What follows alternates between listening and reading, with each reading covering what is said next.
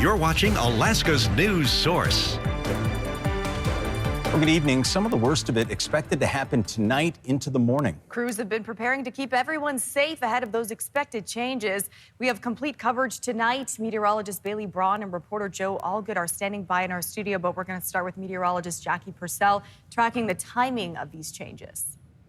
Yes, as far as the forecast goes, we are looking at some heavy rain that just occurred in the southeast area of Ketchikan, specifically over 5 inches through the day.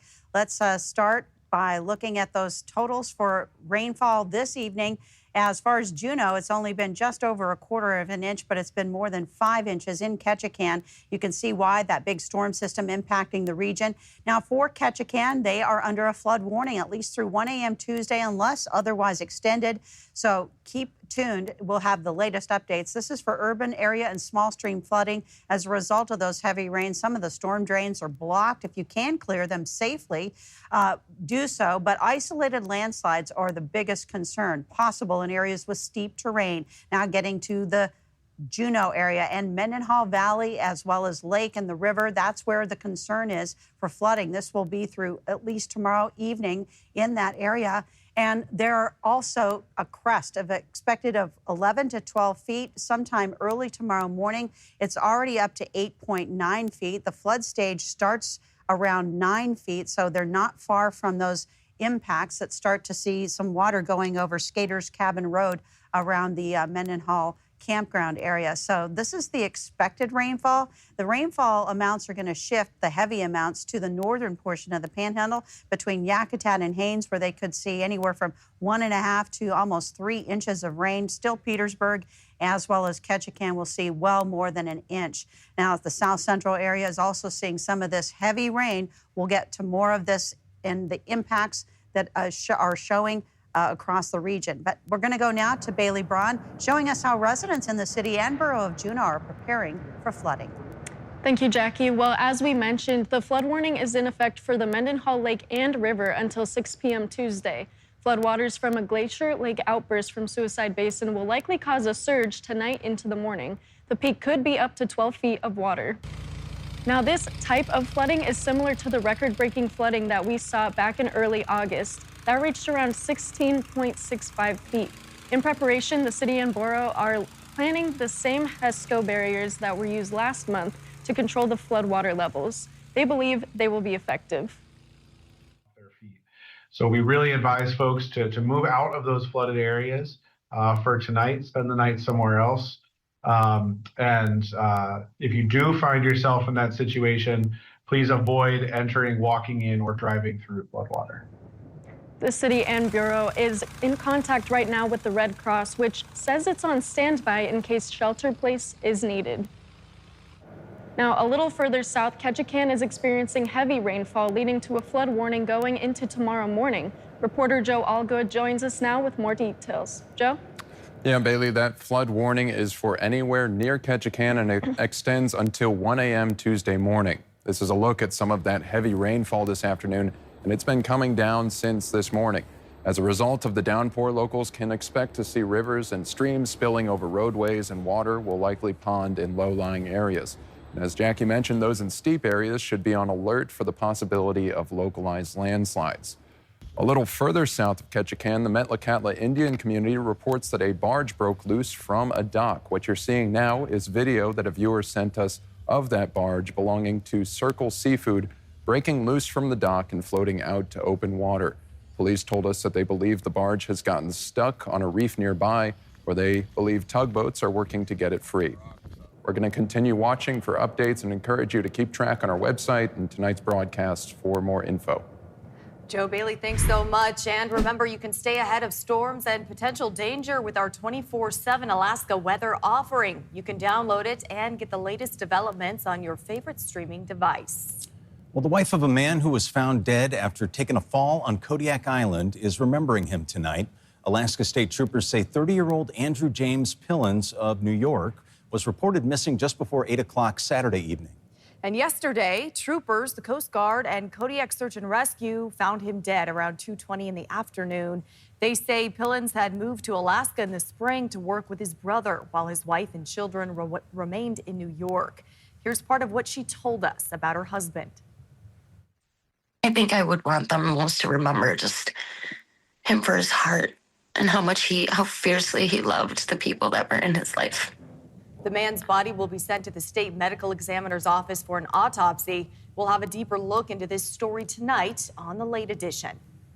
And 60,000 Anchorage patients who'd had their information stolen. Those are hacker claims the FBI now telling our investigative team they're officially aware of. That comes 10 days after Will Courtney first reported on this incident at the Anchorage Neighborhood Health Center. Will Courtney updating us now on what a consumer expert's saying. Will. Yeah, we're going to get to that consumer advice about information like stolen security numbers, home addresses, and phone numbers. But that's after we're going to tell you about the confirmation of the data breach quickly developed late this afternoon. An Anchorage Neighborhood Health Center spokesperson publicly confirmed that for the first time, right after an FBI spokesperson told me they're taking those allegations very seriously, but could neither confirm nor deny the existence of investigation. The ANHC is a federally qualified health center. They treat underserved patients, and that includes those on Medicaid. A spokesperson did not answer questions about the hackers' latest claim. They've now stolen a total of 60,000 patients' information. Instead of my answers to the questions, ANHC linked me to a website about what they're now calling a security incident. That's 10 days after we reported the center said they were investigating and working with law enforcement. Anchorage police telling our investigative team today they have at least one report matching a data breach. A consumer expert telling us no matter if it's this incident or another one, what you can do to protect yourself if you think you're a victim. Right, but your first step should be to block any sort of credit, like notify the credit bureaus, freeze your credit, and then change your passwords. And probably that's a good place to get started. All right, so we don't know the status of the investigation. So given that, Will, tell us what comes next. Well, I wish I could tell you more, and that's actually the big question we're asking right now. So just again, the APD says they have one report filed so far, and the FBI, says they are aware of this incident, but again, they're neither confirmed nor deny they're investigating it. So now the big question is this: how big is this data breach? How many people are truly impacted? Is it the claim that the hackers are making that it's 60,000? We're still waiting to find out to make sure we're 100% on that information. So our investigative team is going to continue to follow this story. And in the meantime, I actually spoke to someone who says they were affected by this, and you can read the full interview on what they're saying on our website or our mobile app. All right, Will Courtney reporting for us tonight. Thank you, Will.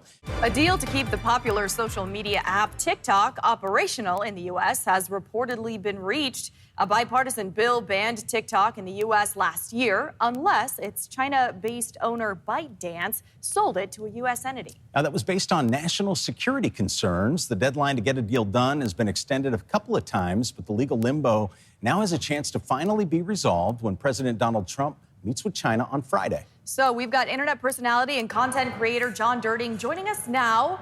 Thanks for being here, John. Tell us what kind of work do you do involving Alaska, and how do these talks affect you and other creators?